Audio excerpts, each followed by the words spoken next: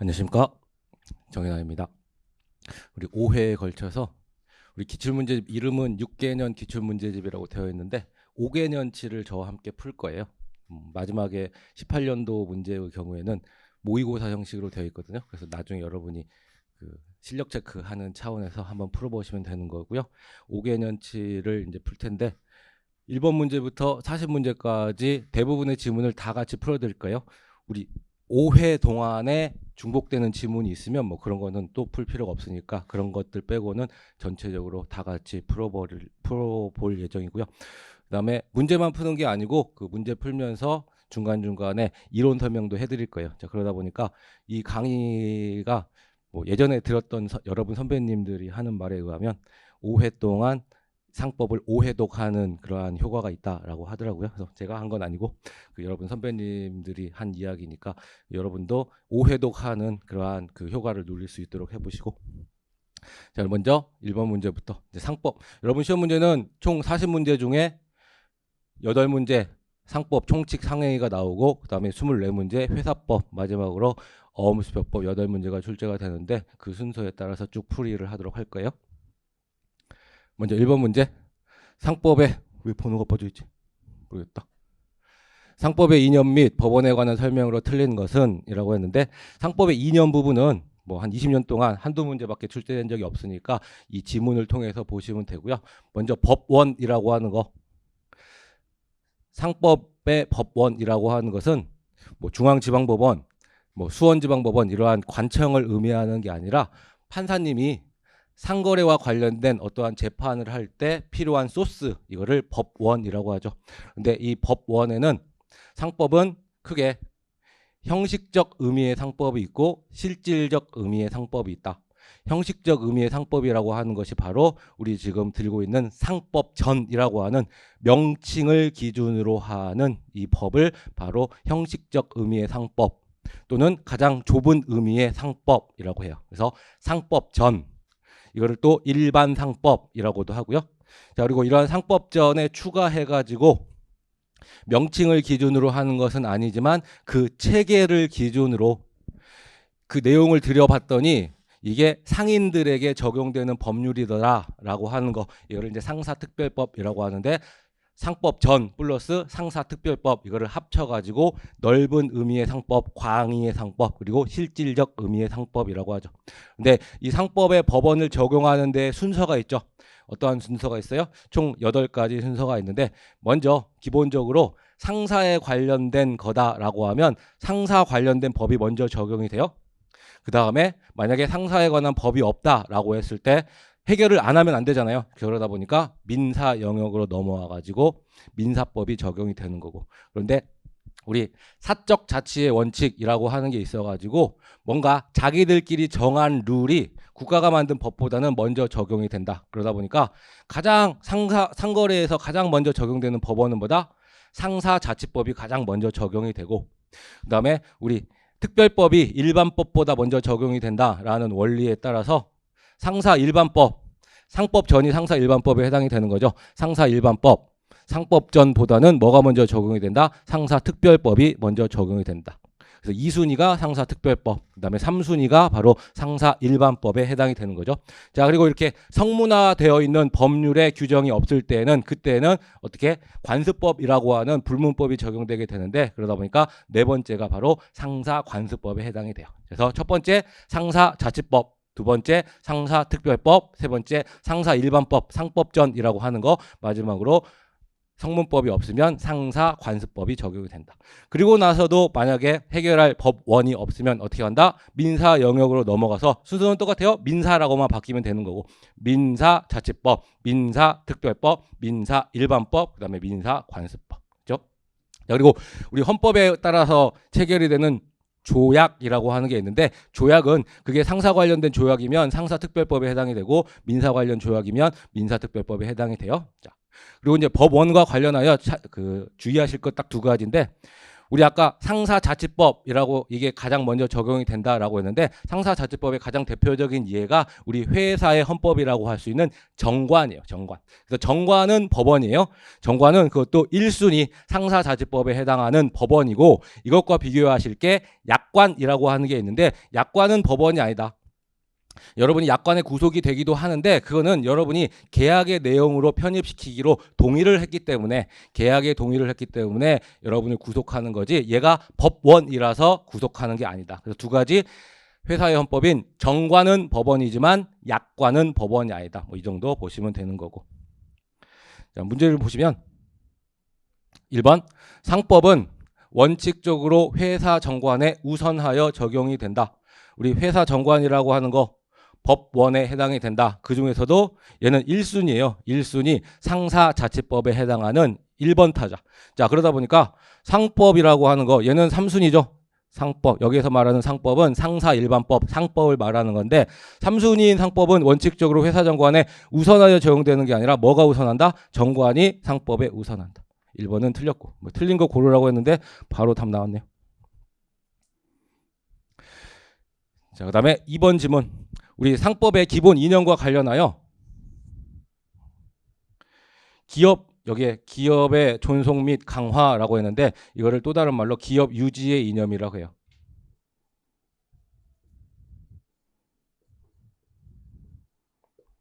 상법은 기업이 회사를 말하는 게 아니라 개인 사업체도 사업체라고 하는 게 있잖아요. 이런 사업체, 기업체를 어느 정도 유지하려고 하는 그러한 성격이 있어요. 민법의 경우에는 조그만 하자만 있더라도 이거를 그냥 깨버리는 매우 까칠한 그러한 법인데 반하여 상법은 조그만 하자가 있더라도 웬만하면 조금 봐주면서 넘어가는 기업 유지의 이념이라고 하는 것들이 있다. 그런데 이러한 기업 유지의 이념, 기업의 존속 및 강화를 위한 그런 여러 가지 제도들 중에 영리성이라고 하는 거 있죠. 영리성. 기업의 영리성 보장에 관한 각종 제도는 이러한 기업 유지의 이념, 기업의 존속 및 강화를 위한 것이다. 뭐 이 지문을 통해서 기억하시면 돼요.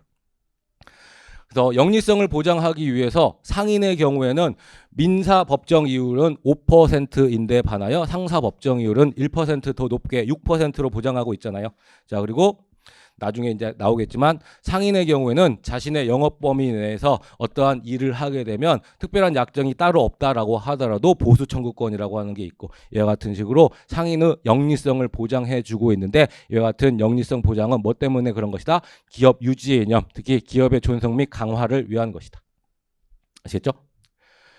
자, 그리고 상법의 이제 또 하나의 특징 중에 하나가 거래안전이라고 하는 게 있는데 이 거래안전을 교수님들은 매우 중요한 이론으로 생각을 해요. 그러다 보니까 많은 부분에 있어서 이 거래 안전을 보호하기 위하여 여러 가지 제도들을 인정하고 있는데 그 중에서도 거래 안전을 보호하기 위한 가장 중요한 것 중에 하나가 바로 공시제도예요. 공시제도와 그다음에 이러한 공시를 믿고 거래를 했을 때 보호를 해주는 외관주의의 관철 이런 것들이 바로 거래 안전을 보호하기 위한 거다. 그래서 제가 기본 강의 시간에 많이 하는 말 중에 하나가 상법에서는 뻥치면 뻥친 대로 책임을 져야 된다라고 하거든요. 자, 이게 바로 외관주의예요. 어떠한 외형을 형성을 했다. 자신의 책임으로 어떠한 외형을 형성했다. 쉬운 말로 뻥을 쳤다라고 하면 그 외형대로 책임을 지는 뻥친 대로 책임을 지는 이러한 외관주의가 관철이 된다. 뭐 때문에 이걸 믿고 거래한 상대방을 보호하기 위하여 거래안전을 보호하기 위하여 공시제도와 외관주의의 관철 이런 것들이 인정이 된다. 또 이거 지문을 통해서 보시면 되는 거고. 자, 우리 법원의 적용 순서와 관련하여 가장 먼저 적용되는 게 상사자치법. 이게 바로 정관이라고 했죠. 그 다음에 두 번째가 상사특별법이라고 했는데 이 상사특별법에 여러분 시험에서 간혹 자주 출제되는 것 중에 하나가 일반적인 회사 말고요. 대규모 회사에는 상법이 적용되기도 하지만 이보다 더 특별법인 자본시장법이라고 하는 게 적용이 돼요. 자본시장법은 상법의 특별법에 해당이 된다. 뭐 물론 풀네임은 자본시장과 금융투자업에 관한 법률이라고 하는데 흔히 자본시장법이라고 부르죠. 그래서 자본시장법의 경우에는 상법에 우선하여 적용되는 특별법에 해당이 되는 거고 그리고 이번에는 조금 가난한 회사에 적용되는 거 회사가 빚을 너무 많이 지다 보니까 이 채무를 조금 탕감해 주기 위하여 적용되는 법이 바로 채무자 회생 및 파산에 관한 법률인데 이 채무자 회생 및 파산에 관한 법률 역시 뭐에 해당한다? 상법에 대한 특별법인 상사특별법에 해당이 된다. 이것도 채무자회생법이라고 많이 부르는데 자본시장법과 채무자회생법은 상법에 우선한다. 왜요? 얘 두 개는 특별법이니까. 상사 특별법에 해당이 되기 때문에.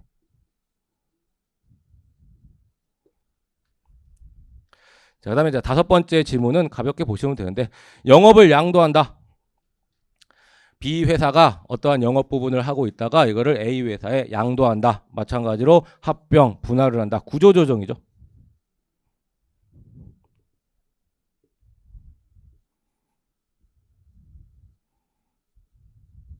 자, 이와 같은 구조조정은 기업 유지의 이념과 관련이 되어 있어요. 이게 무슨 말이냐면 어떠한 회사가 매우 가난해져 가지고 회사가 망하기 직전이다. 이렇게 망하기 직전의 회사를 구조조정이라도 통해서 다른 회사에 양도를 하거나 합병 분할을 하거나 이런 걸 통해서 유지시키는 게 낫다라는 측면에서 기업의 유지 이념과 관련이 되어 있다라고 생각하시면 되는 거고. 그래서 영업양도 및 회사의 합병 분할에 관한 제도는 기업 유지라는 상법의 이념을 구체화하는 것이다. 아시겠죠? 자, 답은 쉽게 나왔는데 자주 출제되지 않는 뭐 2번, 3번, 5번과 같은 것들 때문에 한번 설명을 드렸고 뭐 요거는 뭐 4번은 쉬운 거고. 그죠? 나머지 2번, 3번, 5번은 그 노트에는 없어요. 노트에는 없는데 이 지문을 통해서 기억하도록 하시죠. 근데 자주 출제되는 지문은 아니에요. 그다음에 2번 상법상 상인과 상업사용에 관한 설명으로 틀린 것은 그래서 상인과 상업사용이 나오는데 상업사용인 인적설비라고도 하죠. 1번 자기 명의로 46조의 기본적 상행위를 하는 자는 당연상인이다. 우리 상인에는 크게 두 가지로 나뉘어 볼 수가 있죠. 당연상인과 의제상인으로 구별을 해볼 수가 있다. 의제상인은 또다시 설비상인과 민사회사로 구별해 볼 수가 있는데 당연상인이라고 하는 사람은 자기의 명의로 상행위를 하는 자를 당연상인이라고 한다. 자기의 명의라고 하는 게 뭐예요? 명의가 바로 권리 의무의 귀속 주체죠.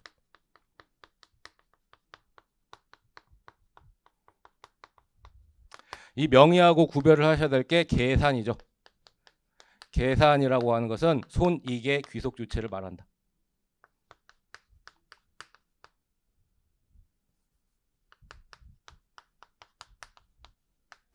그래서 당연상인이라고 하는 것은 자기 명의로 뭘 하는 자? 상행위를 하는 자. 자기 명의라고 하는 게 바로 권리 의무의 귀속 주체이고 우리 기본 강의 시간에 상인의 개념을 개념 정의하잖아요.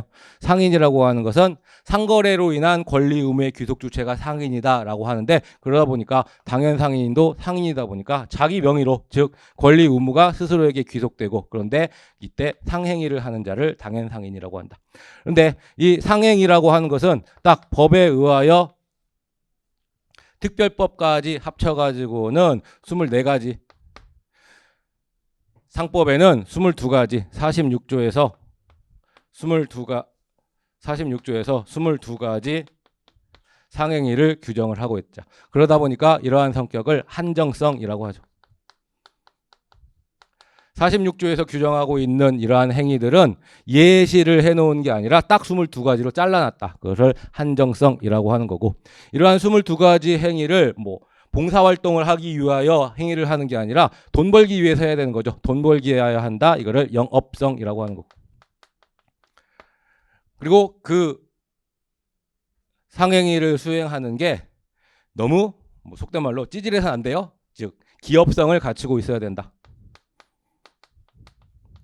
오로지 임금을 받을 목적으로 물건을 제조하거나 노무에 종사하는 경우에는 그러하지 아니하다라고 해서 기업성을 갖춰야 된다. 그래서 한정성, 영업성, 기업성 세 가지 요소를 갖추어야만이 상행위가 되는 거예요. 특히 46조의 22가지의 상행위를 우리는 기본적 상행위라고 부른다.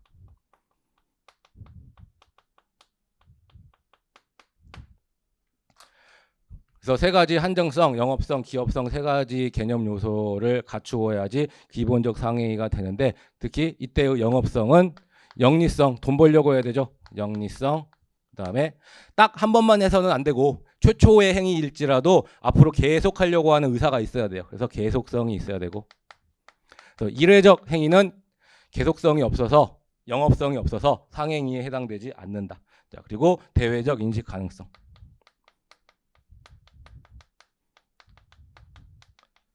누군가가 집에서 증권 투자를 한다라고 하더라도 그게 대외적 인식이 가능하지 않으면 그거를 영업이라고 부르지 않아요. 그래서 대외적 인식 가능성이 있어야 되는 거고. 특히 이 영리성의 개념이 나중에 우리 공부할 169조의 회사의 개념하고는 구별을 하셔야 된다. 상인의 개념, 당연 상인의 개념에서의 영리성이라고 하는 것은 단순히 이윤만 추구하면 된다. 반면에 169조 회사에서의 영리성이라고 하는 것은 이렇게 추구한 이윤을 뭐까지 해야 된다? 분배까지 해야 된다. 자, 그러다 보니까 서울시와 같은 공법인이 자금 재원 조달 마련 목적으로 기념품 판매 사업을 한다라고 할지라도 그때 서울시가 이윤을 추구하는 범위 내에서 뭐가 될 수는 있어도 상인이 될 수는 있을지언정 그 이윤을 서울 시민들에게 분배하지 않는다라고 하면 분배하지 않기 때문에 그때 회사가 될 수는 없다. 이거 많이 실제가 되는 질문이죠. 그래서 서울시와 같은 공법인 또는 공익법인, 공익법인에는 비영리 사단법인과 재단법인이 포함이 되는데 이와 같은 공법인이나 공익법인의 경우에 이윤을 추구하는 범위 내에서 상인이 될 수는 있다. 상인이 될 수 있다 보니까 상법이 적용될 수는 있다. 하지만 뭐는 아니다? 회사는 아니다. 아시죠? 그래서 1번 질문.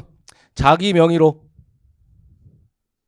상법 46조의 기본적 상행위를 하는 자는 당연 상인이다. 맞는 질문이고. 그다음에 회사는 상행위를 하지 아니하더라도 상인으로 본다라고 했는데 그게 바로 민사회사죠. 우리 당연 상인은 상행위를 했지만 의제 상인의 경우에는 상행위 아닌 행위를 하죠.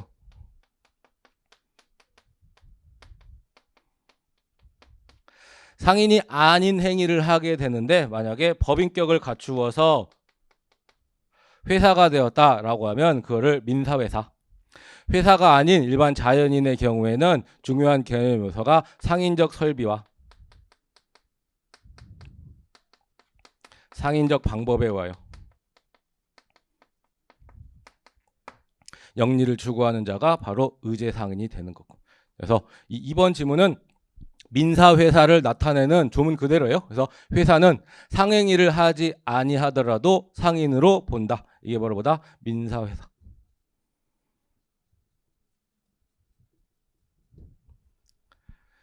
그 다음에 3번. 회사가 아닌 자본금 1천만 원 미만의 상인에 대해서는 우리 일반적인 상인을 완전 상인이라고 한다. 그런데 이러한 완전 상인과 대비해서 자본금이 1천만 원이 안 되고 회사가 아닌 자를 소상인이라고 한다. 소상인은 개념 요소가 2개예요. 자본금이 1천만 원 미만이어야 하고 그 다음에 뭐 해야 된다? 회사가 아니어야 돼요. 자, 그러다 보니까 회사의 경우에는 만약에 자본금 500만 원짜리 한 명 회사다라고 하면 얘는 회사이다 보니까 절대로 소상인이 될 수는 없어요. 소상인은 개념 요소가 2개이다. 첫 번째, 회사가 아니어야 하고 두 번째, 자본금이 1천만 원 미만이어야 된다. 이러한 상인을 우리는 뭐라고 부른다? 소상인이라고 한다. 소상인이라고 하는데 이 소상인의 경우에는 4가지를 적용하지 않죠. 우리 기본 강의 시간에 김밥 할머니 기억나세요? 김밥 할머니? 김밥 할머니가 저기 지상에서 김밥 다라이 맞나? 김밥을 머리에 이고 지상으로 등장한다. 이렇게 기억하기로 했었잖아요. 그래서 지상 등장. 소상인에 해당할 수 있는 사람이 김밥 할머니 정도밖에 안 돼요. 왜냐하면 요 앞에서 포장마차 운영하는 그러한 아주머니들의 경우에도 자본금이 다 1천만 원이 넘어요. 자, 그러다 보니까 소상인으로 상정할 수 있는 사람이 지하철역 앞에서 이 고무대야에다가 김밥 놓고 파는 할머니 정도밖에 생각할 수가 없는데 이러한 할머니 어떻게 기억한다? 지상 등장. 할머니가 지하철역 밖으로 지상으로 등장한다. 이렇게 기억하시고 지상 등장 이 4가지를 뭐 하지 못한다? 적용하지 않는다. 적용하지 않는 거지. 지상 등장이 뭐? 지배인, 상호, 등, 상업 등기, 그다음에 상업 장부인데 김밥 할머니가 시금치 오늘은 얼마 샀고 단무지를 얼마 주고 샀고 그다음에 김밥은 몇 줄 팔았다. 수첩에 적을 수는 있어요. 그런데 이거를 뭐라고 부르진 않는다? 상업장부라고 부르진 않는다. 김밥 할머니도 고무대야 위에다가 뭐 지하철 김밥 이런 식으로 상호 쓰는 거 가능해요. 그런데 이거를 상법에서 말하는 상호와 관련된 규정을 적용하지 않는다. 법을 적용하지 않을 뿐인 거지 사용하지 못한다라고 하면 틀려요. 오버하면 틀리는 거고. 그래서 이 소상인에 대해서는 지배인의 지, 상호의 상, 상업등기의 등, 상업장부의 장 해서 지상 등장에 관한 규정을 적용하지 아니한다라고 정확히 기억하시고. 오바해서 상호를 사용하지 못한다 그러면 틀린 지문이 돼요. 아시겠죠? 규정을 적용하지 아니한다.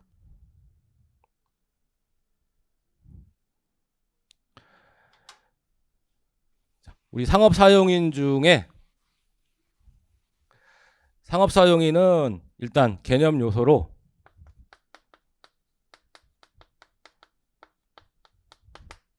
두 가지 종속성과 대리권이 있다.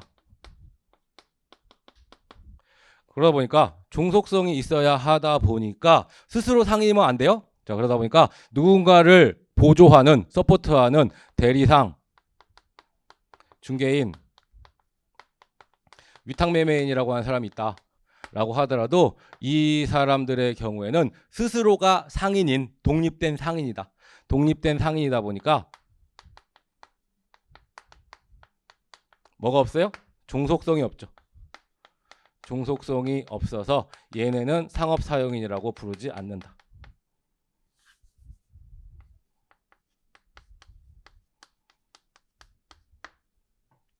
자, 그리고 대리권이 있어야 된다. 대리권이 있어야 되다 보니까 직공과 같은 사실행위를 하는 사람, 사실행위를 하는 자는 상업사용인이라고 부르지 않고 대리권을 가지고 뭐를 해야 된다? 법률행위를 해야 된다. 근데 이 대리권의 범위가 가장 넓은 지배인, 자재 구매 업무 등에 한정되어 있는 부분적 포괄대리권을 가진 사용인, 짧게 부분 사용인, 그리고 물건 판매 점포 사용인, 점포 사용인,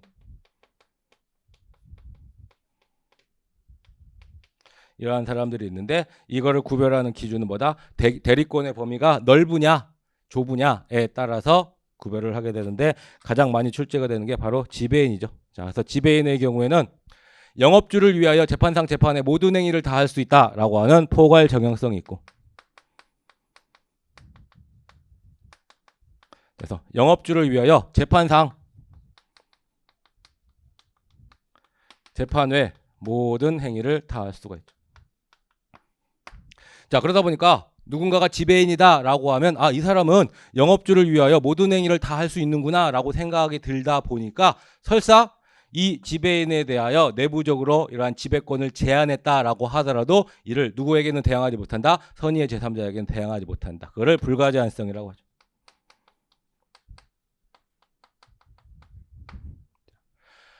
지배권에 대한 제한 또는 지배인의 대리권에 대한 제한은 선의의 제3자에게 대항하지 못한다. 이게 불가제한성. 그 다음에 영업 관련성이 있고, 즉 영업주의 영업과 관련된 행위에 대해서만 대리권이 있는 거지 영업과 무관한 행위에 대하여 예를 들어서 영업주의 친족 상속법에 관한 그러한 행위들에 대해서는 그 대리권이 없는 거고, 그런데 이 영업 관련성은 어떻게 판단한다? 객관적으로 판단한다. 또는 외형으로 판단한다. 이거를 외형 이론이라고 하죠. 그래서 만약에 지배인이라고 하는 사람이 옆 건물에 있는 건물주하고 임착 계약을 체결을 하면서 오피스텔 하나를 임대를 하면서 이거 우리 회사 직원들의 휴게 공간으로 이용하겠습니다 라는 식으로 계약을 체결했다. 하지만 속마음으로는 자기의 오락 공간으로 사익을 추구하기 위하여 계약을 체결했다라고 하더라도 뭘 가지고 판단한다? 겉모습을 가지고 판단한다. 그러다 보니까 속마음으로 사익을 추구했다라고 하더라도 겉보기의 업무이다라고 하면 그때는 영업주가 원칙적으로 책임을 지는데 이거를 바로 남용이라고 하죠. 남용. 겉과 속이 다른 거, 겉모습으로는 업무이지만 속마음으로 사익을 추구한 거, 이거를 바로 남용이라고 하는데 남용의 경우에도 원칙적으로 영업주가 책임을 지죠.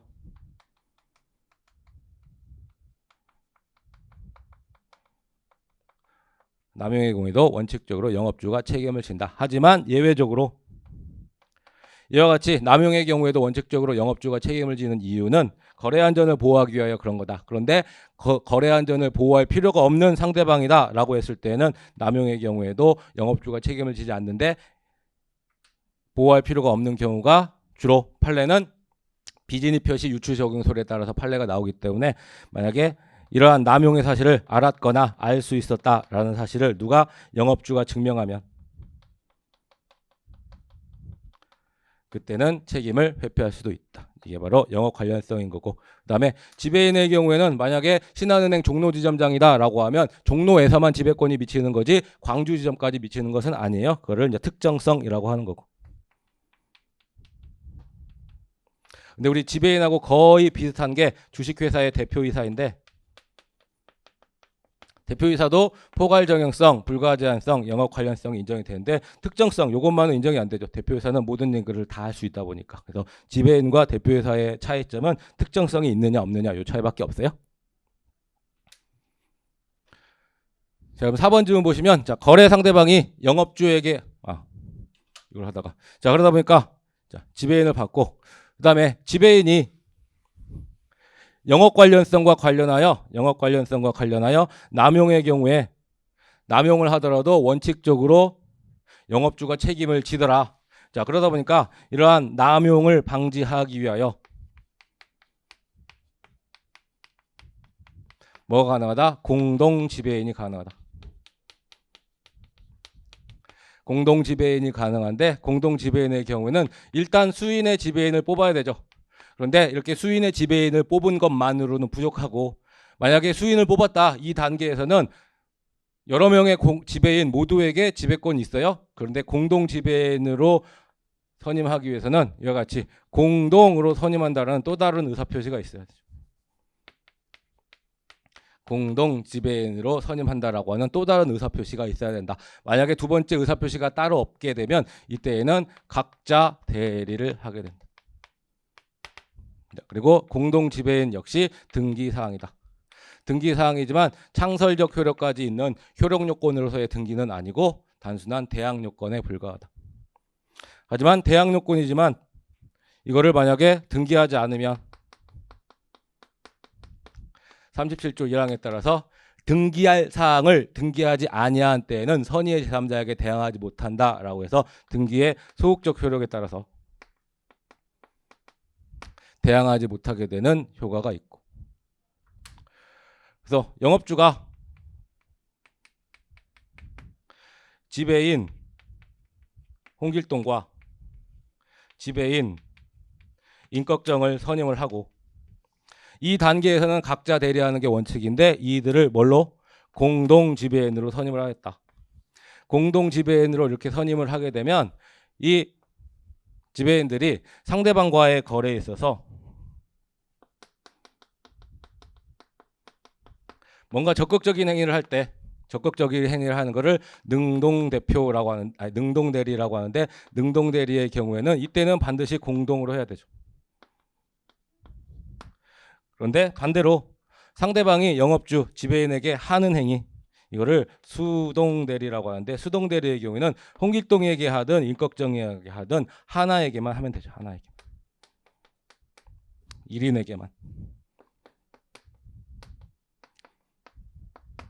그래서 능동 대리의 경우에는 공동으로 해야 되지만 수동 대리의 경우에는 공동 지배인 중 1인에게만 하여도 영업주에 대하여 효력이 발생을 한다. 자, 그래서 4번 질문 보시면 거래 상대방이 영업주에게 하는 의사표시는 이거는 수동 대리죠. 수동대리는 공동지배인 모두에게 하여야 영업주에게 효력이 있다가 아니라 1인에게만 하여도 효력이 있죠. 자, 그래서 틀린 것은 4번이네요. 거래 상대방이 영업주에게 하는 의사표시는 공동지배인 모두에게 하여야 되는 게 아니라 수동대리의 경우에는 1인에게만 하여도 효력이 발생을 한다.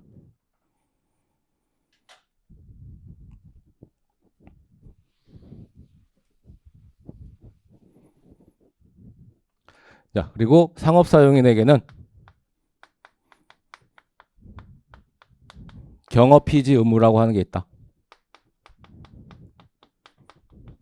경업피지 의무라고 하는 게 있는데 경업피지 의무는 크게 두 가지, 거래금지와 겸직금지로 나뉜다. 거래금지, 영업주의 영업부류에 속하는 거래를 하지 못한다. 겸직금지의 경우에는 다른 회사의 무한책임사원, 이사, 기타 사용인이 되지 못한다.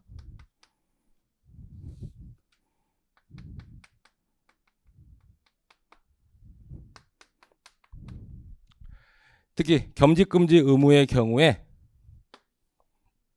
이 경업피지 의무라고 하는 게 대리상에게도 있고 인적 회사의 무한책임사원에게도 있고 물적 회사의 이사에게도 경업피지 의무가 인정이 되는데 대리상, 무한책임사원, 이사의 경우에는 겸직금지 의무가 되는 범위가 동종영업을 목적으로 하는 회사에 한정이 된다. 라이벌 영업하지 마, 거래금지, 다른데 취직하지 마, 겸직금지 두 가지 의무를 합쳐서 경업피지 의무라고 하는데 라이벌 영업하지 마, 거래금지 말고 다른데 취직하지 마, 겸직금지 의무가 대리상, 무한책임사원, 이사의 경우에는 동종영업을 목적으로 하는 회사에 한정이 된다. 하지만 상업사용인의 경우에는 이와 같은 동종영업이라고 하는 게 빠져 있다. 그러다 보니까 업종을 불문하고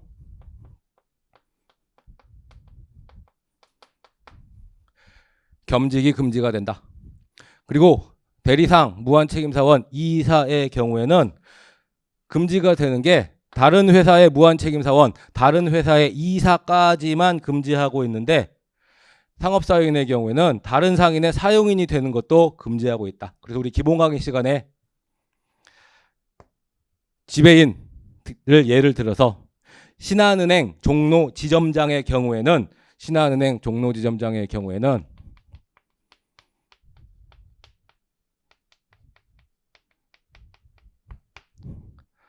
빵집 점원도 되지 못한다라고 했죠.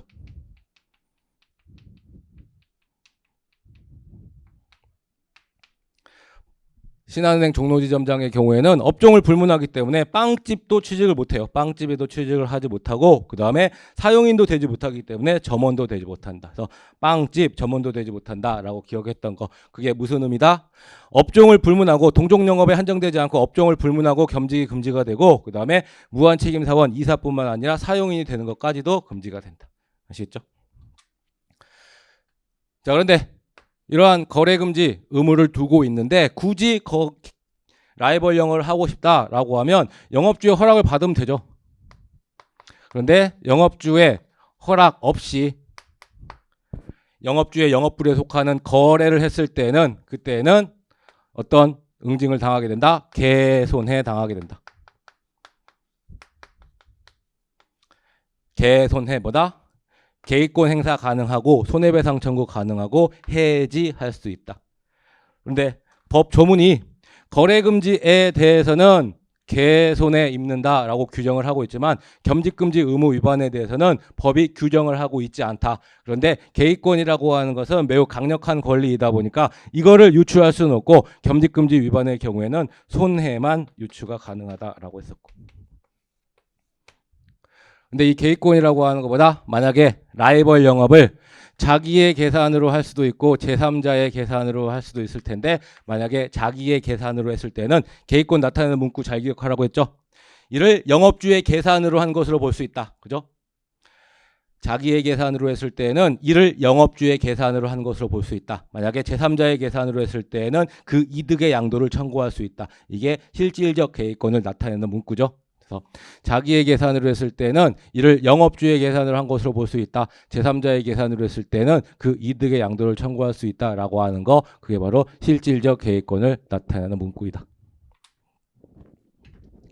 그래서 5번 질문 보시면 영업주는 상업사용인이 경업금지 의무를 위반한 경우 개입권을 행사할 수 있고 그 다음에 사용인에 대하여 계약의 해지 또는 손해배상을 청구할 수 있다라고 해서 개손해 당한다라는 거. 조금 더 정확하게 말하자면 경업금지 의무 위반 경업금지 의무 위반 중에서도 특히 거래금지 위반에서만 개입권 행사가 가능해요. 어찌됐건 객관식 문제의 특징상 가장 많이 틀린 것을 고르는 거니까 4번이 답이고 5번은 약간 보완을 하자면 이렇게 경업금지 중에서도 특히 거래금지를 나타내는 게 보다 옳은 지문이다.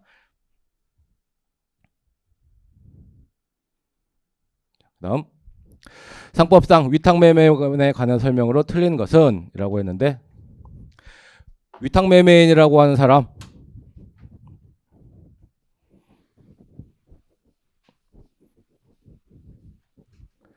우리 타인을 서포트하는 당연상인 중에 대리상이라고 하는 사람이 있고 근데 이 대리상은 다시 체약대리상과 중개대리상으로 나뉘어 볼 수가 있죠.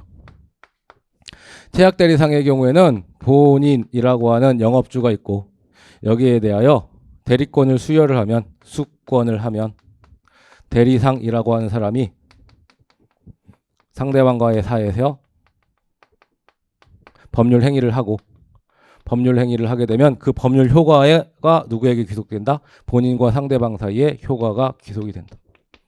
이게 바로 체약대리상인 거고 중개대리상의 경우에는 본인과 상대방 사이에서 법률 행위가 일어나고 그 법률 효과까지도 본인과 상대방 사이에 발생을 한다. 그러면 중개대리상이라고 하는 사람은 뭐 하는 사람이냐? 이 중간에서 중개라고 하는 사실 행위를 하는 사람이다.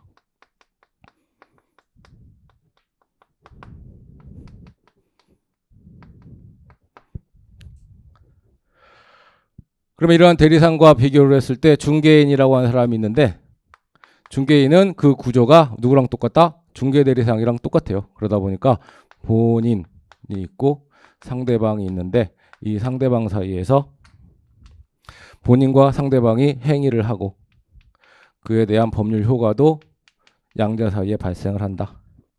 하지만 이 중간에서 중개라고 하는 사실 행위를 하는 중개인이 있는데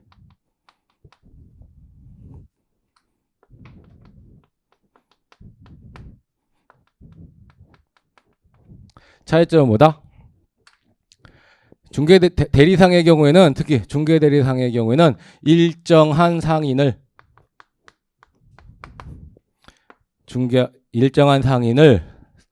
중개하게 된다. 일정한 상인을 위하여 중개 행위를 하게 된다. 그러다 보니까 이 중개대리상의 경우에는 우리 조금 전에 봤던 뭐가 인정이 된다? 경업피해지 의무가 있다.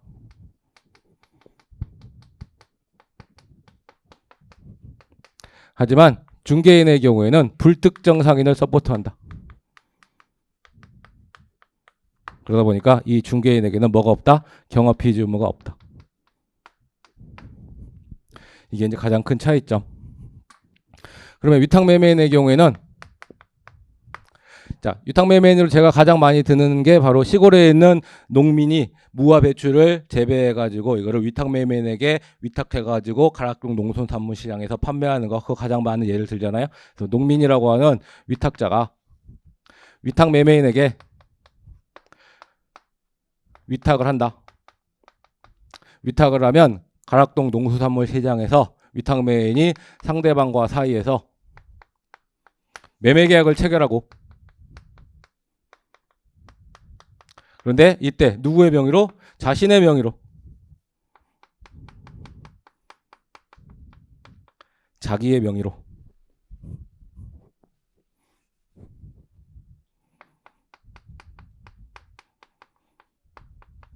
누구의 계산으로? 위탁자의 계산으로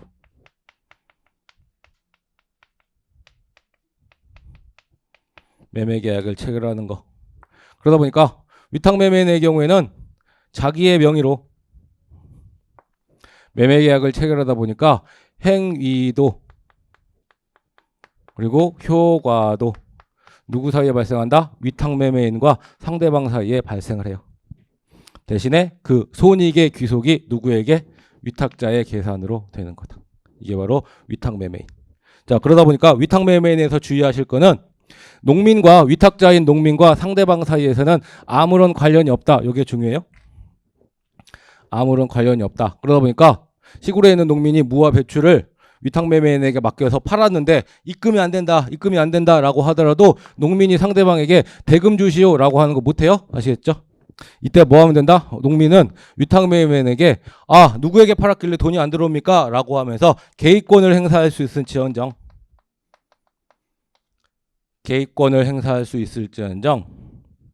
즉 위탁매매인 입장에서는 개입 의무인 거고 농민의 입장에서는 이거를 이행담보 책임을 추궁한다라고 하죠.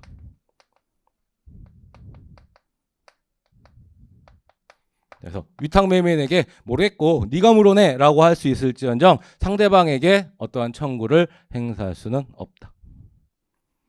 그래서 우리 지금 위탁매매인에 관한 문제인데 이 위탁매매인과 관련하여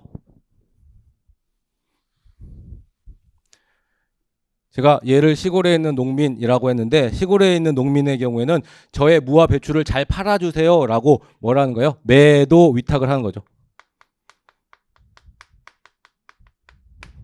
그런데 농민이 아니라 한식당 주인이 우리 김장하는데 무와 배추가 필요하니까 무와 배추를 조금 사주세요 라고 하는 매수 위탁을 할 수도 있다. 그런데 이렇게 매수 위탁을 하게 되면 한식당에 있는 주인과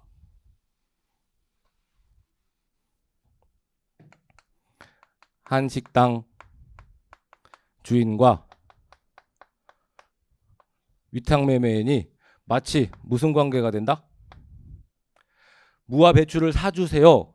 네, 알겠습니다. 시장에서 사가지고 갖다 주는데 이 사람이 마치 매도인과 같은 위치에 놓이게 되고 한식당이 매수인과 같은 위치에 놓이게 된다. 매수 위탁이니까.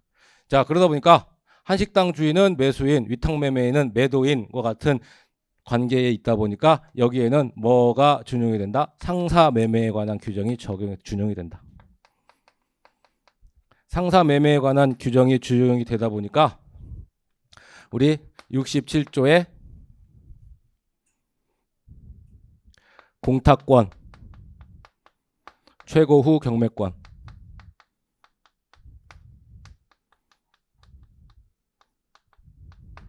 68조의 확정기 매매, 69조의 매수인의 검사 통지 의무, 그 다음에 70조, 71조의 보관, 매수인이죠. 매수인의 보관, 공탁, 경매 의무, 이 조문들이 모두 준용되게 된다. 근데 여기서 주의하실 게 67조 공탁권 최고 후 경매권의 경우에는 이 한식당 주인이라고 하는 이 매수 위탁자가 상인이 아니더라도 적용이 되죠.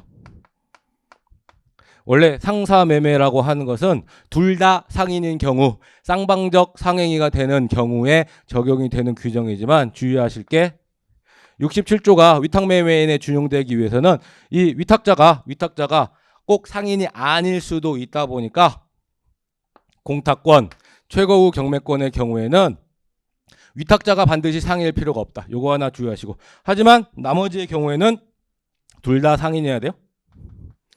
둘 다 상인인 경우에만 적용이 된다. 자, 그러면 지문을 하나씩 보자면 1번 위탁매매인이 위탁받은 매매를 한 때에는 지체 없이 위탁자에 대하여 그 계약의 요령과 상대방의 주소, 성명의 통지를 발송하여야 하며 계산서를 제출하여야 한다라고 되어 있는데 우리 아까 여기에서 위탁자가 농민이라고 했었죠. 농민이 위탁매매인에게 위탁을 하였고 그리고 나서 거래 상대방과 위탁 매매인이 자신의 명의로 매매 계약을 체결한다라고 했잖아요. 자, 그러다 보니까 시골에 있는 농민은 이 매매 계약이 제대로 이루어졌는지를 몰라요. 그러다 보니까 뭐 하도록 하고 있다? 매매 계약이 체결되고 나서 체결 잘 됐습니다라고 농민에게 통지를 해주고 그 다음에 누구의 계산으로? 이 농민의 계산으로 손익의 귀속 주체가 농민이잖아요. 자, 그러다 보니까 계산서까지 보내주도록 하고 있다. 매매 계약이 잘 체결됐는지에 대하여 통지 의무를 부과를 하고 그 다음에 계산서까지 주도록 하고 있다. 그런데 우리 앞에서 대리상 봤는데 대리상의 경우에도 행위를 누가 해요? 행위를 대리상과 상대방 사이에서 행위가 이루어진다. 그러다 보니까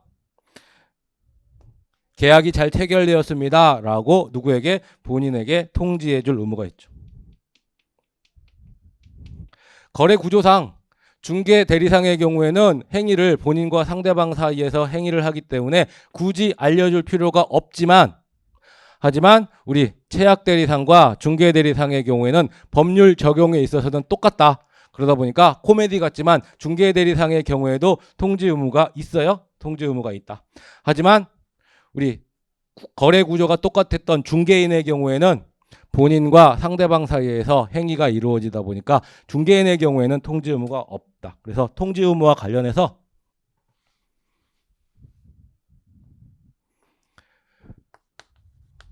통지 의무가 대리상은 그게 채약 대리상이든 중개 대리상이든 상관하지 않고 대리상에게는 통지 의무가 있고 하지만 어디에는 없다? 중개인에게는 없다. 중개인에게는 없다. 반면에 위탁 매매인에게는 있다. 그리고 위탁 매매인이랑 구조가 비슷한 나중에 운송 주선인 있죠. 운송 주선인의 경우에도 통지 의무가 있다. 그래서 통지 의무가 없는 사람은 중개인의 경우에는 통지 의무가 없다. 요거 하나 잘 기억하시면 되고.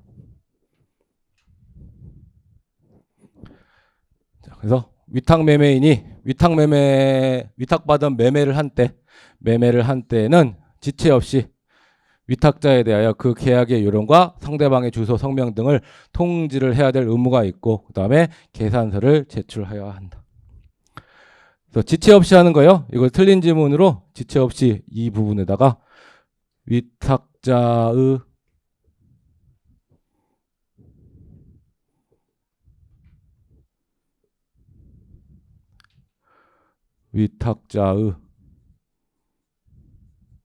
요구가 있는 경우라고 해서 틀린 지문으로 출제된 적이 있어요. 뭐 요구, 청구가 있는 경우 요구나 청구가 없어도 지체 없이 통지하고 계산서를 발송해 줘야 되는 거예요.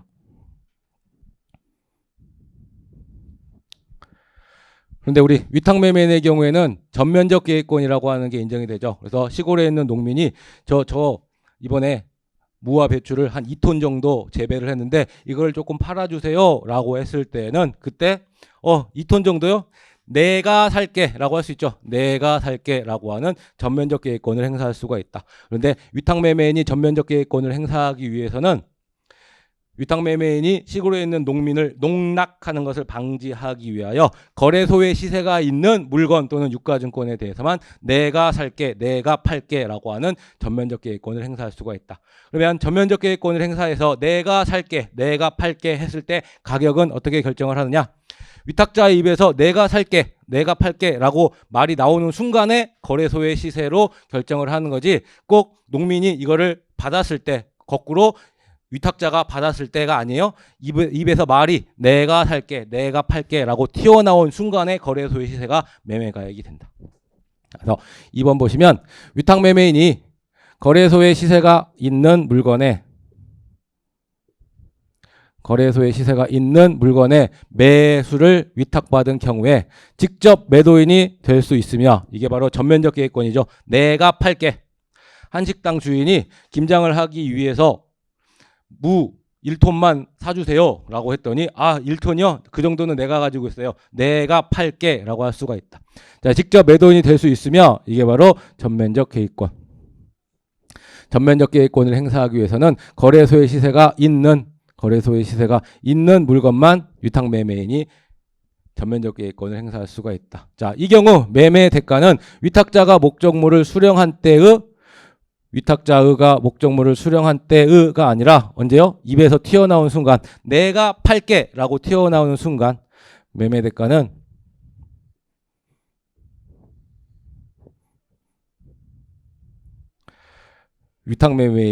위탁자가 아니라 위탁매매인이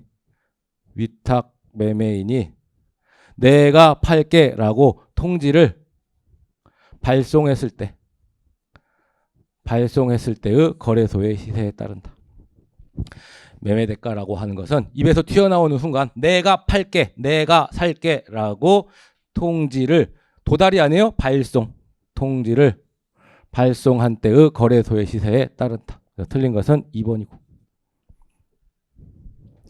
자, 그다음 3번. 물건의 매수 위탁을 받은 위탁매매인은 위탁자가 목적물을 수령을 거부하는 경우, 우리 매수 위탁을 받았을 때는 매수 위탁자가 매수인의 지위에 서게 되고 위탁매매인은 매도인의 지위에 서게 된다. 자, 그러다 보니까 위탁자, 매수인에 해당하는 위탁자가 목적물을 수령을 거부하는 경우에는 물건 좀 받아주세요 라고 손이 발휘되도록 빌 게 아니라 뭐 하면 된다?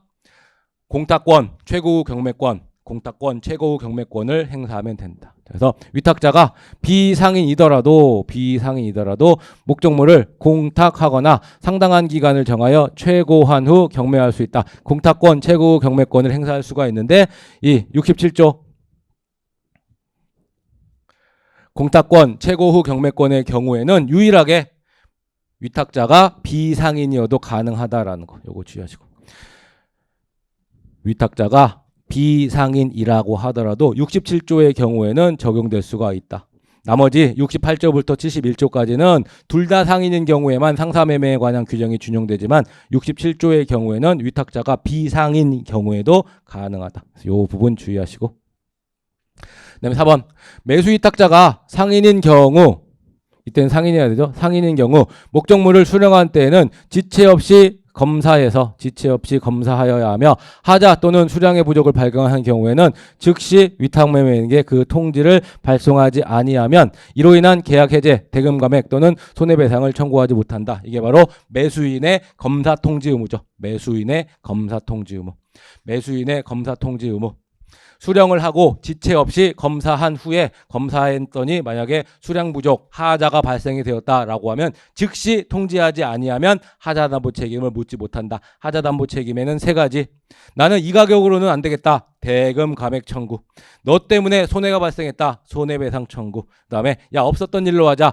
계약 해제 후 원상회복. 이 세 가지를 묶어가지고 담보 책임이라고 하는데, 하자 담보 책임이라고 하는데, 만약에 지체 없이 검사해서 하자를 발견했을 때 즉시 통지하지 아니하면 이 하자 담보 책임을 물을 수 없다라고 하는 게 바로 매수인의 검사 통지 의무죠.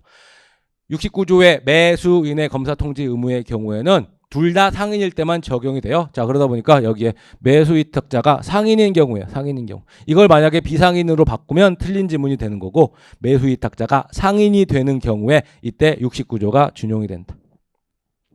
그 다음에 5번. 확정기 매매 위탁계약의 이행 시기가 도래하였음에도 위탁매매인이 이행하지 않는 경우에는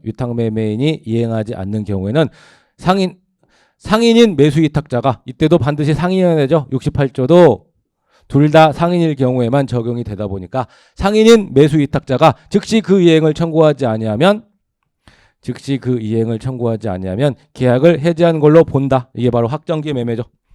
확정기 매매, 특정한 시기까지 이행이 되지 아니하면 이 의미가 없는 그러한 행위, 이러한 경우에는 원래 민법에서는 정기적 행위라고 해서 이때는 적어도 해제 의사표시는 필요로 했다. 하지만 상법의 확정기 매매의 경우에는 해제 의사표시조차 필요하지 않고 원칙적으로 해제한 것으로 본다. 물론 거래 상대방이 지금이라도 빨리 가져오세요 라고 이행을 청구했다면 이행을 하면 되지만 그러한 게 없다면 이와 같이 즉시 그 이행을 청구하지 아니하면 아무 말이 없다면 그때는 해제한 걸로 본다. 이게 바로 확정기 매매인데 68조 확정기 매매의 경우에도 위탁자가 누구인 경우에만 둘 다, 그러니까 위탁자가 상인인 경우에만, 위탁 매매인은 원래 당연 상인이고 둘 다 상인인 경우에만 68조가 준용이 된다. 아시겠죠? 그래서 어떻게 하다 보니까 5번은 확정기 매매, 그다음에 4번은 매수인의 검사 통지 의무, 그다음에 3번의 경우에는 매도인의 공탁권, 최고 후 경매권에 관한 문제인데 67조의 경우에는 위탁자가 상인일 필요가 없고 그러다 보니까 비상인이더라도 공탁권, 최고 후 경매권을 행사할 수가 있는 거고 반면에 4번과 5번 69조의 매수인의 검사 통지 의무, 68조의 확정기 매매의 경우에는 위탁자가 상인인 경우에만 매수 위탁자가 상인인 경우에만 상인인 매수 위탁자의 경우에만 자, 이 경우에는 둘 다 상인일 때만 적용이 되고 67조의 경우에는 예외적으로 위탁자가 비상인인 경우에도 준용이 된다. 그다음에 이제 2번의 경우에는 전면적 계획권인데 전면적 계획권을 행사했을 때 내가 팔게, 내가 살게라고 하는 전면적 계획권을 했을 때 이 매매 대가라고 하는 거 이때는 내가 살게, 내가 팔게라고 하는 말이 입에서 튀어나오는 순간에 가격을 가지고 결정을 한다. 그러다 보니까 통지를 발송했을 때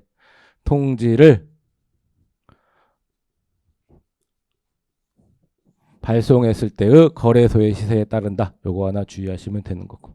아시겠죠? 그다음에 상호계산. 상호계산이라고 하는 거 일정한 시기를 정해서 A와 B가 거래를 할 때 A도 1번 채권, 2번 채권 A는 1번 채권, B는 2번 채권 이런 식으로 채권이 상호 발생하는 경우에 어느 일방에게만 계속적으로 채권이 발생하는 경우에는 상호계산을 할 필요가 없는 거고 서로 간에 채권과 채무가 상호 발생하는 경우에 상시 거래 관계에 있는데 채권 채무가 상호 발생하는 경우에 이거를 서로 까고 일정한 시기에 잔액 채권에 대해서만 결제를 하는 결제의 편의를 위하여 이용되는 게 바로 상호계산 제도이죠. 근데 이 상호계산 제도라고 하는 거 꼭 둘 다 상인일 때만 적용되는 게 아니라 일방만 상인이어도 이용할 수 있다라고 하는 거 요거 주의하시고 이 기간이라고 하는 거 당사자 사이에 아무 말이 없으면 기본적으로 6개월이 기본 단위인 거고 만약에 자기들끼리 기간을 정했다라고 하면 그 기간에 따라서 하면 되는 거고 1번 질문 보시면 상호계산은 민법상 상계와 유사한 제도로서 그래서 민법상 상계와 유사한 제도 여기까지 봤죠. 서로 까고 남는 잔액 채권에 대해서만 결제를 하는 거기 때문에 민법상 상계 제도와 유사한 제도예요. 유사한 제도인데 이때 상인 간에만 적용된다? 상인 간에만 적용되는 게 아니죠. 일방만 상인이면 이용할 수가 있어요. 그래서 상인 간에만 이 부분이 틀렸고 그다음에 2번 상호계산 기간은 6개월로 하며 당사자가 특약으로 다르게 정할 수 없다? 아니죠. 기본적으로 아무 말이 없으면 특약이 없으면 6개월로 하는 거고 특약으로 다르게 정할 수가 있죠. 다르게 정할 수가 있다. 자 그리고 이 박스 안에 들어갈 수 있는 거 들어간다? 개입된다. 박스 안에 개입할 수 있는 능력을 상호계산 능력이라고 하는데 여기에 뭐는 안 된다? 어음 수표 채권의 경우에는 어음과 수표는 제시증권성, 상환증권성 때문에 어음수표 채권이 여기에 들어갈 수는 없다. 반면에 어음수표로 인한 채권, 대가채권은 들어갈 수 있다라고 했는데 만약에 어음으로 인한 대가채권이 상호계산에 들어갔다. 그런데 만약에 어음이 부도가 난다라고 하면 그때는 상호계산 불가분의 원칙의 예외로 제거가 가능하다라고 했었죠. 그래서 어음수표로 인한 키워드가 이거요. 어음수표 채권은 못 들어가지만 어음수표로 인한 채권 채무는 상호계산에 개입될 수가 있어요. 그죠? 어음수표 채권의 경우에는 제시증권성, 상환증권성 때문에 상호계산 능력이 없다. 반면에 어음수표로 인한 채권의 경우에는 대가채권의 경우에는 상호계산 능력이 있다. 4번 상호계산 제도는 하나의 계산 단위로 하는 것이므로 까지는 맞는데 상계로 인한 잔액에 대하여 이자가 발생할 여지가 없다? 이자가 발생할 여지가 없어요? 아니죠. 폐쇄일 이후에 6%의 법정 이자도 가능하고 플러스 자기들끼리 정한 룰에 따라서 개입 이후에 약정 이자도 가능하죠. 자, 그러다 보니까 만약에 3번 채권에다가 약정이자를 붙였다. 그런데 나중에 폐쇄일 이후에 계산을 해서 남는 채권이 3번 채권이다라고 하면 3번 채권의 경우에는 자기들끼리 부린 약정이자 플러스 법정이자까지 이자가 중복으로 발생할 수도 있죠. 그다음에 5번 당사자가 채권 채무의 각 항목을 기재한 계산서를 승인했다. 계산서를 승인했을 때는 이때 차고 탈루가 있을 때를 제외하고는 이의를 제기하지 못한다. 이게 답이죠.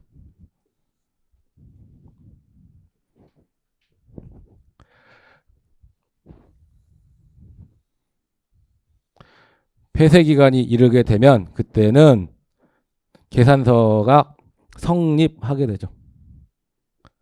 성립한 다음에 당사자가 계산서를 승인을 하게 되면 여기다가 승인을 하게 되면 이때는 확정이 되게 되는데 이렇게 확정이 되고 나서는 원래 여기에 4번 채권이라고 하는 게 있었는데 깜빡하고 빠졌네 라고 하는 탈루 또는 1번 채권은 이미 지난 기간에 결제가 이루어졌는데 잘못해서 또 들어왔는데 라고 하는 착오 이렇게 중대한 착오와 탈루 요 두 가지를 빼고는 뭐 하지 못한다? 이의를 제기하지 못한다. 착오나 탈루 이 두 가지만 가능한 거고 착오 1번은 이미 결제가 되었는데 또 들어왔네. 그래서 또 한 번 결제가 되었네. 탈루 원래 4번 채권이 있었는데 들어가야 되는데 못 들어갔네. 이 정도 큰 중대한 하자가 있는 경우를 제외하고는 뭐 하지 못한다? 이의를 제기하지 못한다. 계산서를 승인한 이후에는 이의를 제기하지 못한다. 그 다음에 상법상 상행위 특지에 관한 설명으로 틀린 것은 1번 상행위의 대리인이 본인을 위한 것임을 표시하지 아니하더라도 자 본인을 위한 것임을 표시 이게 바로 뭐죠? 현명이죠.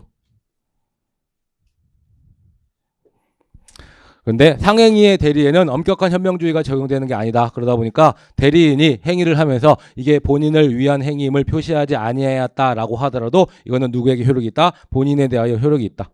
본인에 대하여 효력이 있다. 이게 무슨 말이다? 본인만 책임을 지는 거고 대리인은 책임을 지지 않죠. 그런데 만약에 본인을 위한 것임을 상대방이 알지 못한 경우에는 그때는 대리인도 책임을 진다라고 하고 있죠. 본인을 위한 것임을 상대방이 알지 못한 경우에는 그때는 대리인도 책임을 진다라고 조문에 되어 있는데 대리인도 책임을 진다라는 말은 뭐다?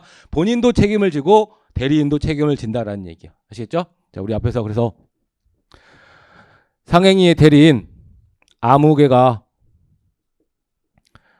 평소 한복가게를 운영하고 있던 홍길동이의 종업원 아무개가 임꺽정 원단 사장님네 집에 가게에 가가지고 아무개 하고 사인을 하고 왔다라고 하더라도 홍길동이하고 임꺽정이는 상시 거래 관계가 있다 보니까 임꺽정이가 아무개라고 썼다라고 하더라도 이거 홍길동이네 종업원이 쓴 거야. 그러니까 꼭 본인을 표시하지 아니하였다라고 하더라도 홍길동이를 위한 것임을 알기 때문에 그때는 본인에 대하여 효력이 있다. 본인에 대하여 효력이 있다 보니까 홍길동이만 책임을 지고 아무개는 책임을 지지 않는다. 그런데 장동건, 우리 장동건 기억나세요?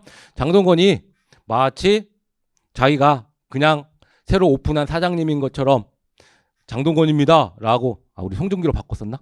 자, 송중기로 바꿨죠. 송중기가 사인을 하고 왔다. 이때 임꺽정 원단 가게 사장님의 경우에는 얘가 홍길동 사장님의 종업원이라는 사실을 전혀 모른 채 잘생긴 송중기가 그 한복 가게를 새로 오픈한 것으로 알고 원단을 내줬는데, 그러다 보니까 본인을 위한 것임을 몰랐다. 그죠? 그래서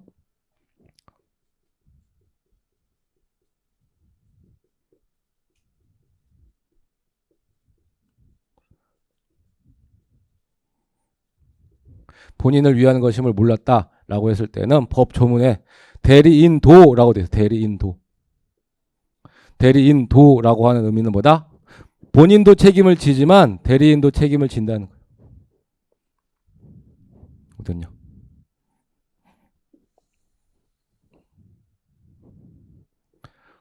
본인은 당연히 책임을 지고 누구도, 대리인도 책임을 진다. 원칙적인 문장에 따라서는 상행위의 대리인이 본인을 위한 것임을 표시하지 아니하여도 현명을 하지 아니하였다라고 하더라도 원칙적으로 그 행위는 본인에 대하여 효력이 있다. 효력이 있기 때문에 본인만 책임을 지고 대리인은 책임을 지지 않는다. 하지만 상대방이 본인을 위한 것임을 몰랐다라고 하면 그때는 대리인도 책임을 지는데 대리인도 책임을 진다라는 의미는 본인도 책임을 지고 대리인도 책임을 진다라는 의미다. 이 두 가지를 비교하시고. 자, 그다음 2번. 상행위로 인한 채권은 상법에 다른 규정이 없고 다른 법령에 보다 단기의 시효 규정이 없는 때에는 5년간 행사하지 아니하면 소묘시효가 완성이 된다. 즉 상사 소묘시효는 5년이죠.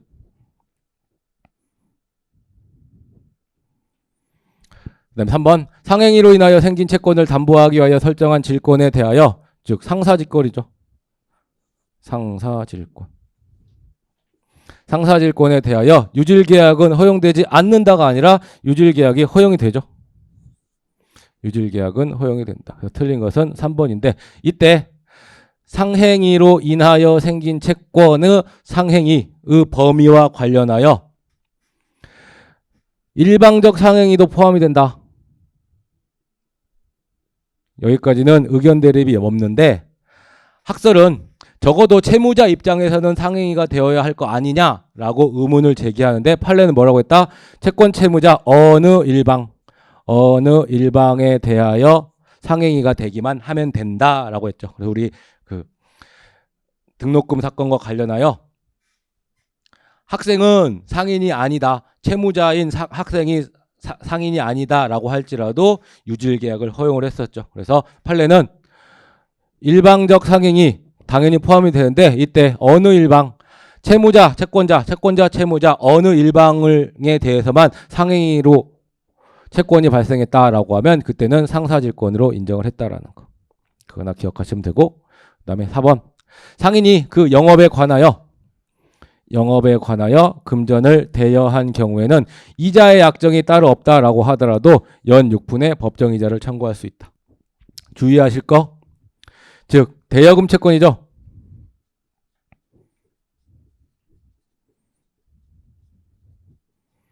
대여금 채권, 같은 말로 차용금 채무예요.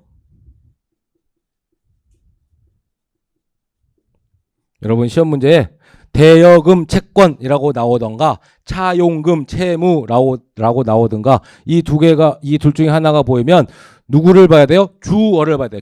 주어가 상인일 때만, 채권자가 상인일 때만 이 규정이 적용된다라는 거.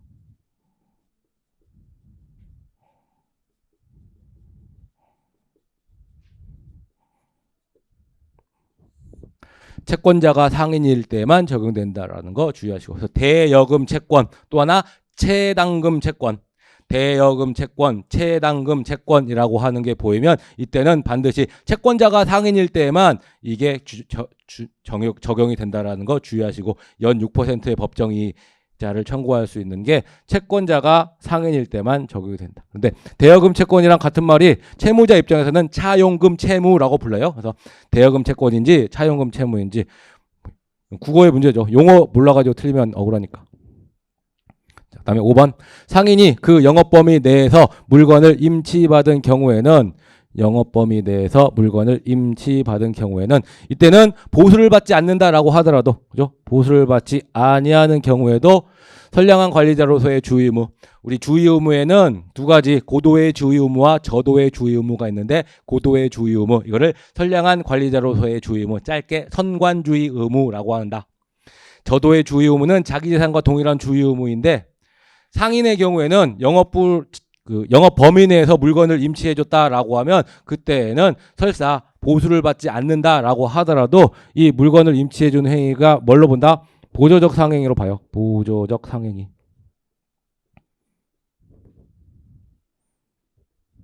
자, 그러다 보니까 보수를 받지 않는 경우에도 이때는 선관주의 의무, 고도의 주의 의무를 부담한다. 아시겠죠?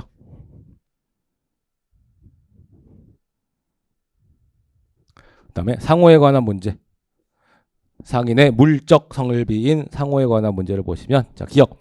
회사가 상이한 수개의 영업을 영위하는 경우 단일 상호를 사용할 수 없다? 여러분 회사하고 개인을 조금 구별을 하셔야 되는데 개인은 여러 개의 영업을 하는 경우에 이때 복수의 상호를 쓸 수도 있고 단일 상호, 한 개의 상호를 쓸 수도 있어요. 대신 뭐는 안 돼요? 한 개의 영업을 하면서 복수의 상호를 쓰는 거 요건 안 되죠. 하지만 여러 영업을 하면서 여러 영업에 맞게 복수의 상호를 쓰든가 아니면 한 개의 상호만 쓰든가 요거는 둘 다 가능해요. 하지만 개인의 경우에 한 개의 영업을 하면서 복수의 상호를 사용하는 것은 안 된다. 그런데 회사는 복수의 영업을 하는 경우에도 하나의 상호밖에 사용하지 못해요. 자, 그래서 회사가 상이한 수개의 영업을 영위하는 경우 단일 상호를 사용할 수 없다가 아니라 오히려 반대로 사용하여야 한다. 사용하여야 한다. 그래서 삼성전자가 가전도 하고 반도체도 하고 휴대폰도 하고 여러 가지 영업 부분이 있잖아요. 그런데 휴대폰도 가전도 반도체도 전부 다 삼성전자라고 하는 하나의 상호밖에 사용을 못해요. 아시겠죠? 브랜드 네임과 상호는 다르죠. 브랜드 네임은 휴대폰이라고 하면 삼성전자는 뭐 갤럭시고 가전이라고 하면 뭐 비스포크 뭐 이런 식으로 하는데 그거는 브랜드 네임인 거고 상호는 언제나 삼성전자라고 하는 하나의 상호밖에 사용하지 못한다. 그래서 단일 상호를 사용할 수 없다가 아니라 오히려 사용하여야 해요. 회사의 경우에는. 개인은 여러 영업을 하는 경우에 여러 개의 상호를 사용하던가 뭐 예를 들어서 홍길동이가 이 앞에다가 만두가게도 하고 편의점도 하고 뭐 옷가게도 한다라고 하면 거기에 각각 뭐 무슨 만두가게, 무슨 편의점, 무슨 옷가게 이렇게 각각의 상호를 사용하던가 아니면 전부 다 세 개 모두를 그냥 홍길동이라고 하는 단일 상호를 사용하던가 이거 개인은 둘 다 가능하지만 회사의 경우에는 여러 영업을 하는 경우에도 하나의 상호를 오히려 사용하여야 한다라는 거. 아시겠죠? 그래서 기억은 틀렸고. 그다음에 니은 상호를 등기한 자가 정당한 사유 없이 2년간 상호를 사용하지 아니한 때는 이를 폐지한 걸로 중요한 게 본다예요. 본다. 그죠? 본다. 2년간 사용하지 아니한 경우에는 이때는 폐지한 걸로 본다. 그러다 보니까 매우 마음에 드는 어떠한 상호를 다른 사람이 등기를 해놓고 사용하지 않는다라고 하면 그때 우리끼리 뭐라고 했어요? 2년 2주를 기다리면 우리가 사용할 수 있다. 왜요? 2년을 기다리면 사용을 폐지하는 걸로 보고 그리고 나서 2주가 폐지하고 나서 2주가 지나도록 말소 등기를 하지 않을 때에는 이해관계인인 우리가 말소 청구할 수 있다라고 했잖아요. 그래서 2년 2주를 기다리면 우리가 사용을 할 수가 있다. 자, 디귿. 니은은 맞고 디귿. 주식회사와 유한회사는 설립 시에 상호의 가등기를 신청할 수 있으나 상호와 목적을 변경할 때는 상호의 가등기를 신청할 수 없다. 우리 가등기, 찜등기죠. 찜등기를 할 수 있는 경우가 설립을 할 때 찜등기를 할 수가 있는데 설립을 할 때 찜등기는 우리 5종의 회사 중에 어느 회사만 가능하다? 회사 설립 시에 기간이 오래 걸리는 주식회사, 유한회사, LLC, 유한책임회사, LLC 세 가지 회사만 설립 시에 찜등기를 할 수가 있다. 주식, 유한, 그 다음에 하나가 추가가 돼서 LLC. 주식, 유한, LLC의 경우에만 설립 시에 상호의 가등기를 신청할 수 있어요. 그래서 앞부분은 맞았는데 상호와 목적을 변경할 때 이때에는 모든 회사가 다 가능하죠. 5종의 회사 모든 회사가 목적과 상호 변경의 찜등기는 할 수가 있다. 그리고 이 가등기라고 하는 찜등기는 오로지 누구만? 회사만 가능해요. 회사만. 개인은 가등기를 하지 못한다. 가등기는 회사만 가능하다. 개인은 가등기하지 못한다. 회사만 가능한데 설립 시 찜등기는 누구만? 설립하는데 기간이 오래 걸리는 주식, 유한, LLC 세 가지 회사만 가능한 거고, 그 다음에 상호와 목적을 변경하는 가등기의 경우에는 5종의 회사가 다 가능한 거고, 그리고 설립과 상호, 목적 변경의 경우에는 본점 소재지를 관할하는 등기소에다가 하지만 만약에 본점을 이전하기 위해서 가등기를 한다라고 하면 그때는 본점 관할 등기소가 아니라 이전할 곳을 관할하는 등기소에다가 해야 된다. 그것도 같이 알아두도록 하시고. 그래서 이것도 뒷부분이 틀렸고. 리얼 명의 대여자는 명의 차용자인 영업주의 거래 상대방이 악의인 경우 이를 입증함으로써 면책될 수 있다. 우리 명의 대여자 현대건설이죠. 명의 차용자 종로건설. 자, 이와 같이 명의 대여자 책임을 인정하는 이유는 왜 그렇다? 거래 안전을 보호하기 위하여.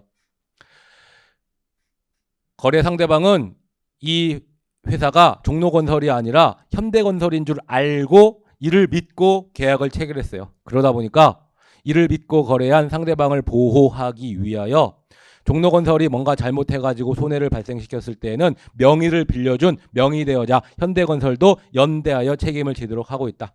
그런데 만약에 거래 상대방이 보호할 가치가 없다.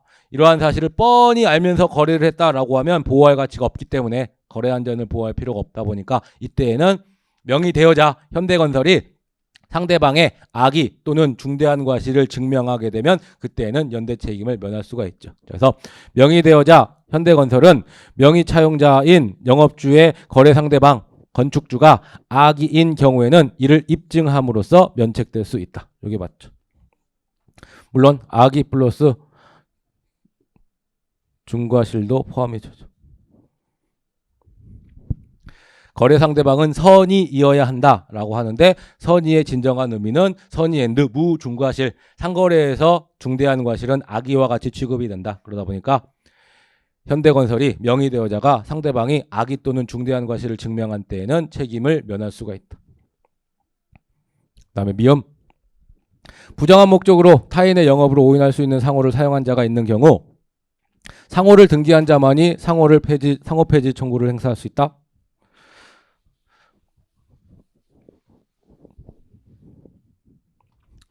우리 상호권에는 자, 상호가 뭐예요? 상인을 나타내는 명칭이 상호죠. 이러한 상인을 나타내는 명칭에 대한 권리가 상호권이다. 그런데 상호권에는 내가 선택한 상호를 자유롭게 사용할 수 있는 상호 사용권이 있고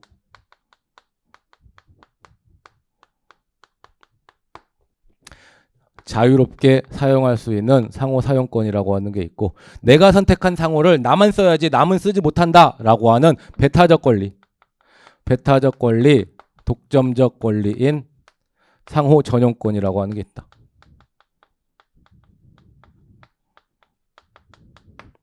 그런데 이 상호 전용권은 또다시 상호 사용 폐지 청구권, 사용 폐지 청구권.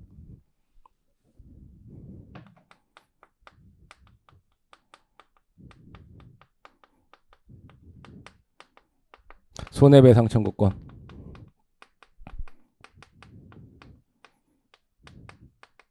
그 다음에 등기배제 청구권.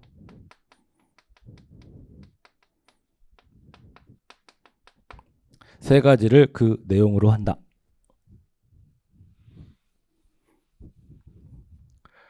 그런데 사용 폐지 청구권의 경우에는 이게 등기한 상호권자냐 등기하지 않은 미등기 상호권자이냐에 따라서 조금 달라지는데 사용 폐지 청구권을 행사하기 위한 요건이 첫 번째가 부정한 목적이고 두 번째가 오인 가능성이고 부정한 목적, 오인 가능성인데 이게 등기하지 않은 자의 경우에는 세 번째 손해의 염려라고 하는 요건이 필요하다. 그런데 등기 상호권자의 경우에는 세 번째 손해의 염려라고 하는 게 요건이 아니죠. 자, 그래서 미등기 상호권자의 경우에는 부정한 목적, 오인 가능성, 손해의 염려라고 하는 세 가지 요건 모두를 상호권자가 증명하게 되면 그때 사용 폐지 청구권을 행사할 수가 있다. 그런데 이미 등기한 상호권자, 이 등기한 상호권자가 동일한 시군 내에 동종영업으로 목적으로 등기를 했다라고 동동 등의 경우에는 이러한 부정한 목적이 추정되죠. 그러다 보니까 등기 상호권자의 경우에는 손해의 염려는 애초에 요건이 아니었고 부정한 목적이라고 하는 것은 추정이 되고 그러다 보니까 오인 가능성 요거 하나만 증명을 하면 사용 폐지 청구권이 가능하다. 그러다 보니까 등기하지 않았다가 등기를 하게 되면 그 권리가 훨씬 더 강화가 된다. 강화가 되는 거지 등기하지 아니한 자가 사용 폐지 청구권을 행사하지 못하는 것은 아니다. 미등기 상호권자에게도 사용 폐지 청구권이 있다. 그래서 부정한 목적으로 타인의 영업으로 오인할 수 있는 상호를 그래서 부정한 목적 오인 가능성이죠. 사용하는 자가 있는 경우에 상호를 등기한 자만이 사용 폐지를 청구할 수 있는 게 아니죠. 등기하지 않은 자의 경우에도 손해의 염려가 있으면 손해의 염려를 증명하면 그때는 청구할 수가 있죠. 그래서 이것도 틀렸고. 그래서 옳은 것으로만 묶인 것은 니은과 리을이네요. 니은과 리을. 3번이 답이고.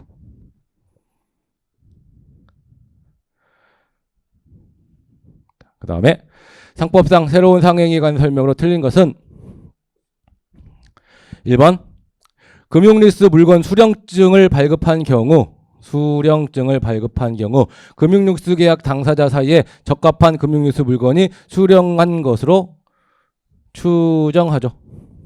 우리 리스의 구조를 잠깐 보자면 우리 시골의사를 뭐라고 부른다?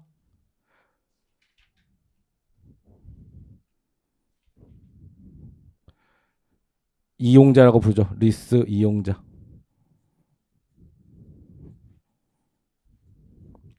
시골의사. 그 다음에 한국산업리스 리스업자. 그 다음에 지멘스라고 하는 공급자가 있으면 먼저 리스 이용자가 리스업자에게 신청을 하죠. 그러면 리스업자가 공급자에게 발주를 하고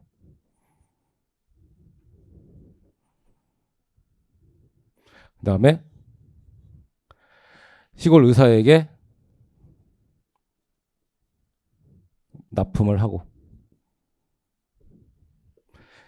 이 납품이 이루어지고 나서 리스 이용자가 리스업자에게 뭐를 끊어준다? 수령증을 발급해주죠. 수령증을 발급해주고 나서 이제 리스업자에게 리스료를 지급을 하면 되는데 이 수령증이 발급이 되었다라고 하면 내가 공급자로부터 납품을 제대로 받았습니다 라고 빼도 박도 못하게 강주까지는 아니고 뭐 해준다? 추정해준다. 그래서 금융리스 물건 수령증을 발급한 경우 이때 이 발급은 누가 한다? 리스 이용자가 하는 거죠.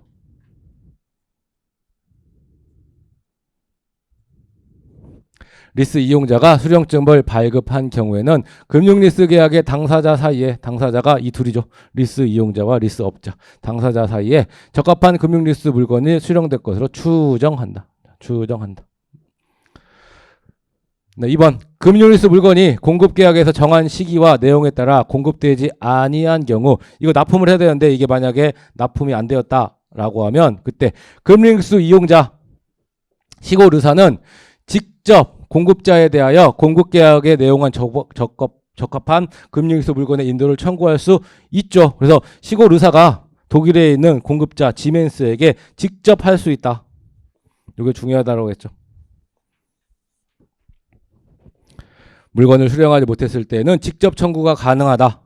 립스 업자는 여기에 협조하는 거고, 독일어를 잘 모를 테니까 번역 좀 해주세요 정도의 협조를 하는 거고, 협력을 하는 거고, 시골 의사, 리스 이용자가 공급자 지멘스에게 직접 청구가 가능하다. 이거 중요하다고 했었죠. 직접 청구할 수 없다가 아니라 직접 청구할 수 있어요. 그 다음에 중대한 사정 변경이 있는 경우에는 예고하고 해지할 수 있다라고 했는데, 우리가 어떻게 암기했어요? 리삼 해지 이렇게 했죠. 중대한 사정 변경이 있을 때는 리삼 해지. 리스의 경우에는 3개월 전에 예고하고 해지할 수 있다. 그래서 금융리스 이용자는, 시골 의사는 중대한 사정 변경으로 인하여 금융리스 물건을 계속 사용할 수 없는 경우에 이때 3개월 전에 예고하고 금융리스 계약을 해지할 수 있다. 리삼 해지. 그래서 맞는 게, 우리 좀 아까 틀린 거 고르라고 했나? 자, 틀린 거 고르라고 했으니까 답은 2번이고, 직접 할 수 있다고, 직접 가능이고. 이게 틀렸고. 그 다음에 4번. 가맹계약상 존속기간에 대한 약정의 유무에 관계없이 부득이한 사정이 있으면 각 당사자는 상당한 기간을 정하여 예고한 후 가맹계약을 해지할 수 있다. 이게 가맹계약의 특징이라고 했죠. 우리 웬만한 경우에는 부득이한 사정이 있으면 뭐라고 해요? 부득이한 사정이 있으면 언제든지였어요. 익명조합 계약을 예로 들어볼까요? 익명조합 계약의 경우에 존속기간을 정하지 않았거나 또는 어느 당사자의 종신약정을 한 경우에 이때는 6개월 전에 예고하고 영업연도 말에만 해지할 수 있었다. 다만 예외적으로 부득이한 사정, 우리끼리 이야기했던 말기암과 같은 부득이한 사정이 있을 때에는 그때는 언제든지 해지할 수 있다라고 했었죠. 그런데 가맹계약의 경우에는 부득이한 사정이 있을 때 언제든지가 아니라 뭐한다? 상당한 기간을 예고하고 해지해야 된다. 이유가 이 가맹계약과 관련된 조문은 프랜차이즈 본사라고 하는 가맹업자를 보호하는 거다. 그러다 보니까 프랜차이즈가 요 앞에 조그마한 CU 편의점도 있을 수가 있지만 강남역, 종로역 한복판에 있는 스타벅스와 같은 큰 프랜차이즈도 있을 수가 있다. 그러다 보니까 이러한 규모를 고려해서 상당한 기간을 예고한 후 가맹계약을 해지할 수 있도록 하고 있다. 그래서 프랜차이즈의 규모가 다양하기 때문에 뭐 2개월, 3개월 이런 식으로 6개월 이런 식으로 확정짓지 못하고 상당한 기간을 정하여 예고한 후 가맹계약을 해지할 수 있다. 이런 식으로 되어 있다는 거. 아시겠죠? 자, 그리고 우리 팩토링이라고 하는 채권 매입업이 있는데, 자, Y와 X 사이에 영업관계가 있죠. Y가 채무자이고 X가 채권자이다. 그래서 Y에게 X가 500만 원짜리 채권이 있는데 그 변제기가 6개월 후다. 그런데 지금 당장 X는 밥 먹을 돈도 없다. 그러다 보니까 어떻게 했다? 이 채권을 채권 매입업자라고 하는 A에게 넘기고, X가 채권을 넘기고 할인을 받아서 뭐 500만 원 할인 받아서 450만 원을 받았다. 자, 이렇게 매입한 채권을 A가 나중에 Y에게 내가 채권 매입했으니까 500만 원 주시오라고 청구해가지고 500만 원을 받으면 A는 450만 원에 이 채권을 사서 500만 원을 취득하기 때문에 50만 원의 이득이 생긴다. 이런 식으로 영업을 하는 사람을 채권 매입업자라고 하는데, 만약에 나중에 6개월 후에 Y에게 500만 원을 달라라고 했는데 Y가 나 알거지 라고 하면서 돈을 못 준다라고 하면 우리 어음에서 자신의 전자에게 네가 물어내 라고 상환 청구권을 행사하는 것과 마찬가지로 A가 Y에게 500만 원을 청구했다가 지급을 받지 못하게 되면 이때 채권 매입 관계에서의 채무자 X, 영업 관계에서는 얘를 채권자라고 부르지만 채권 매입 관계에서는 채무자 X를 상대로 물어놔라 라고 상환 청구를 행사할 수 있다. 그런데 이거는 특약으로 배제할 수는 있어요. 그래서 다른 약정이 없는 한 물어달라라고 할 수 있다. 그래서 영업채권의 채무자가 Y죠. 영업채권의 채무자 Y가 채무를 이행하지 아니한 경우에는 채권 매입업자 A는 다른 약정이 없는 한, 특약을 할 수가 있으니까 다른 약정이 없는 한 채권 매입계약의 채무자, 얘가 누구예요? X죠. X는 영업채권에서는 채권자가 되지만 채권 매입계약에서는 채무자가 된다. 그래서 채권 매입계약의 채무자 X에게 그 채권에게 상환을 청구할 수가 있다. 아시겠죠?